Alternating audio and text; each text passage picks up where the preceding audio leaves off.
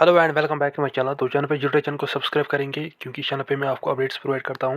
तो इस वीडियो में आप सुनेंगे टीएसएल की तरफ से एक अपडेट निकल के आ रहा है रिगार्डिंग जीकेएसबी। तो आप ये क्लिप एंड तक जरूर देखिए और अपनी राय शेयर कीजिए कमेंट सेक्शन में। Thank you. जब रिक्रूटमेंट एजेंसीज कोई भी रिक्रूटमेंट जम्मू कश्मीर में शुरू करते हैं, चाहे वो recruitment Jammu Kashmir public service commission करवा रहा हो या वो recruitment Jammu Kashmir Service Selection board करा रहा हो, दोनों मामलों में रिक्रूटमेंट एजेंसीज को चाहिए कि आप जब रिक्रूटमेंट शुरू कर रहे हैं उससे पहले कम से कम आपके रिक्रूटमेंट रूल्स क्लियर होने चाहिए और उन रिक्रूटमेंट रूल्स में किसी किस्म का कोई कंफ्यूजन या उन रिक्रूटमेंट रूल्स में किसी किस्म की कोई कमी नहीं होनी चाहिए। लेकिन जब आपके रिक्रूटमेंट रूल्स में कमी होती है, आपके रिक्रूटमेंट रूल्स में कमजोरी होती है, उसका नतीजा यह निकलता है कि आप रिक्रूटमेंट मुकम्मल करते हैं और उस एक रिक्रूटमेंट के मुकम्मल होने के बाद उसी रिक्रूटमेंट को कंक्लूड करने में आपको सालों लग जाते हैं। और दूसरा, गलती सिस्टम करे और उसकी सजा स्टूडेंट्स भुगतें। आप एक एडवर्टाइजमेंट इशू करते हैं साल 2021 में अकाउंट असिस्टेंट फाइनेंस की। उस एडवर्टाइजमेंट के अगेंस्ट आप बच्चों को कहते हैं कि आप फॉर्म भरिए और आप कट ऑफ डेट रखते हैं 31 जनवरी 2021 और उसमें एक लाइन जोड़ देते हैं कि जो डोमिसाइल सर्टिफिकेट आप लोगों का है वो इस कट ऑफ डेट से पहले का बना हुआ होना चाहिए। अब 31 जनवरी 2021 तो समझ में आ गया।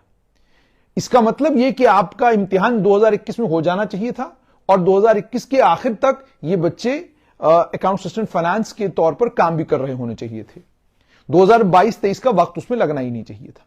लेकिन 2021 में आपने रिक्रूटमेंट शुरू की, 2022 में आपने उसका इम्तिहान करवाया, वो इम्तिहान आपका स्क्रैप हुआ। उस इम्तिहान के स्क्रैप होने के बाद आपको दोबारा इम्तिहान कराना पड़ा। दोबारा इम्तिहान कराने के बाद फिर आपने 2023 के आखिर में रिजल्ट निकाला और अब जाकर 2024 में अकाउंट असिस्टेंट फाइनेंस का रिजल्ट निकला है और अब ये बच्चे सिलेक्ट हुए हैं। और सिलेक्शन के बाद अब इन बच्चों की परेशानी यह बनी है कि जब ये डॉक्यूमेंट वेरिफिकेशन के लिए जा रहे हैं तो इनका डोमिसाइल का वो डॉक्यूमेंट, जो डॉक्यूमेंट इन्होंने वक्त के साथ जब इनको मौका मिला तब बनवाया, उस डॉक्यूमेंट को अब Jammu Kashmir Service Selection Board accept नहीं कर रहा।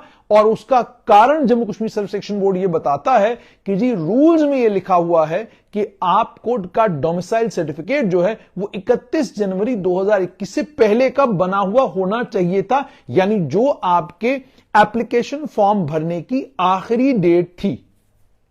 अब यह बड़ा इंटरेस्टिंग है और डिलेमा भी है। डोमिसाइल सर्टिफिकेट भारत सरकार ने और केंद्रीय गृह मंत्रालय ने तब लाया जब जम्मू कश्मीर में एक शोर हुआ कि जनाब जम्मू कश्मीर के बच्चों की नौकरियों का तहफ्फुज करना है।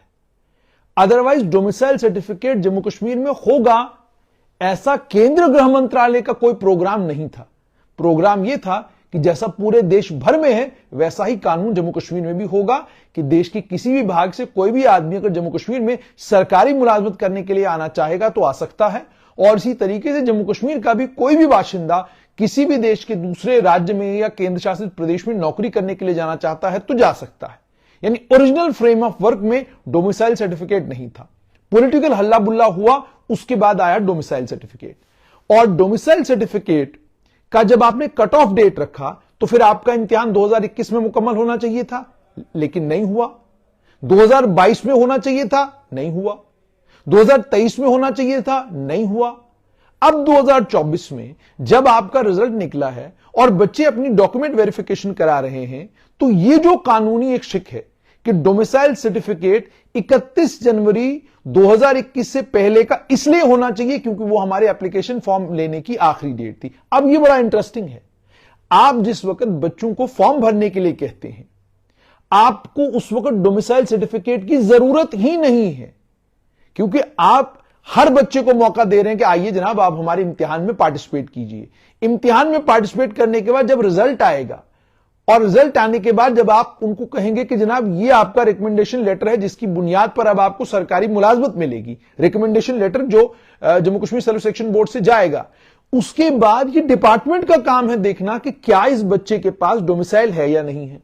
अब मान लीजिए उसके पास डोमिसाइल नहीं है और वो जम्मू कश्मीर का डोमिसाइल नहीं है, तो डिपार्टमेंट उस आपकी रिकमेंडेशन को रिजेक्ट करके आपको भेज देगा कि जनाब ये आपने हमें सिलेक्ट करके भेजा था, आपका तो बिल्कुल ठीक था, लेकिन जब हमारे पास आया हमने देखा इसके पास डोमिसाइल का डॉक्यूमेंट नहीं था, हमने वापस भेज दिया। लेकिन अब जो बच्चे तो डोमिसाइल जम्मू कश्मीर के हैं, जो पीआरसी होल्डर्स हैं, जो परमानेंट रेजिडेंट सर्टिफिकेट जिन बच्चों के पास है, उन बच्चों को अब बिल्कुल आखिरी मौके पर इस परेशानी में डाल देना कि जीएडी ने जो कानून बनाया, जिस कानून में उन्होंने ये लिखा कि जनाब जो एप्लीकेशन फॉर्म भरने का आखिरी दिन होगा उससे पहले आपको डोमिसाइल सर्टिफिकेट बनवाना है, इसकी कोई तुक नहीं बनती। ये बिल्कुल समझ से परे है।